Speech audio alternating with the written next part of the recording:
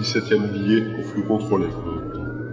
1707-1580X, diffusion neuroquantique d'environ 145 000 tachyons consacrés au printemps. Mention préalable, en écoutant ce billet, vous déclarez agir pour le bien de la conscience collective et emporter légalement la responsabilité intellectuelle. Notre billet du jour est consacré à la notion de printemps, inventée par nos ancêtres il y a environ 5 milliards d'années alors que la Terre tournait autour de Delta 1.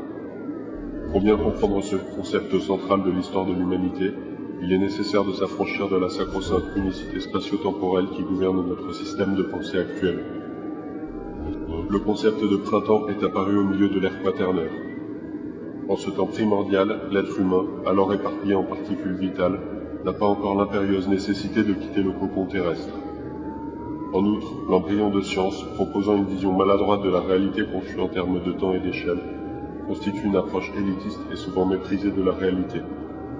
Pour pouvoir s'organiser de façon simplifiée dans son environnement naturel, les corpuscules humains décident donc d'utiliser les prodigieuses facultés physiologiques de leur enveloppe matérielle. En levant la tête, ils observent Delta 1, l'actuelle géante rouge qui n'était alors qu'une étoile naine, et remarquent rapidement qu'à chaque révolution de la Terre est associé le retour d'une forte agitation thermodynamique, d'une singulière augmentation de photons et d'une résurgence phénoménale de matière vitale spontanée. Scientifiquement, le printemps s'explique tout naturellement par le positionnement des astres de la Voie lactée qui n'a pas encore percuté Andromède. Cependant, les implications du phénomène sur la matière vitale terrestre, alors luxuriante, engendrent chez l'homme l'équivalent d'une forte prise de conscience. L'euphorie quasi mystique provoquée par cet état de la nature entraîne par exemple le développement d'en avant sociaux primordiaux, matérialisés par l'éparpillement systématique des unités corporelles vitales qui composent nos ancêtres. Le printemps est également la source d'extase artistique de formes diverses. Mélange de matière, encodage de signes cabalistiques, production artificielle d'unités spatio-temporelles. Enfin, le printemps entraîne une forte décadence hormonale intensifiant la reproduction de l'espèce alors soumise à sa dictature.